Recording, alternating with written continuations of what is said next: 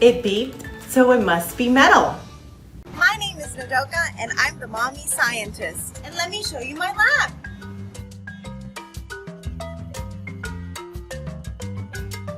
Mommy scientist! Konnichiwa everyone, this is Nodoka from Artech, the mommy scientist. And today we will be making my own metal detector from the Easy Papercrafts series. Have you ever dreamed of finding hidden treasure? You can do it if you have a metal detector. Just listen to the beeps and that treasure, or can, will be all yours. Now let's see what's in the kit. The kit includes the following parts. You will also need these from home. Now let's put everything together. Here we have a ring, a watch, scissors, mug, and a plastic bottle.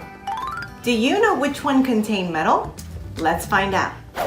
We'll start with a pair of scissors. I will turn my detector on and bring it close to the scissors. It beeped, so it must be metal.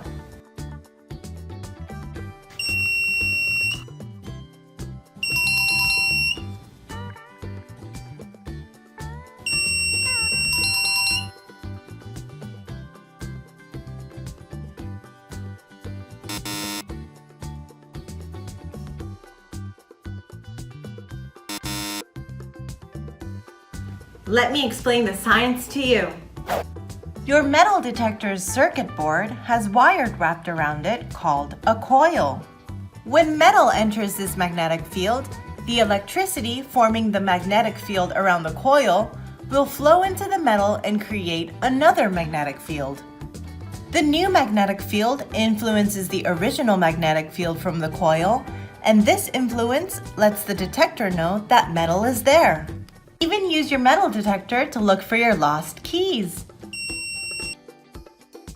Artech Easy Papercrafts allow you to hunt for treasure, make your own flashlights, and more with 6 enlightening hands-on science projects.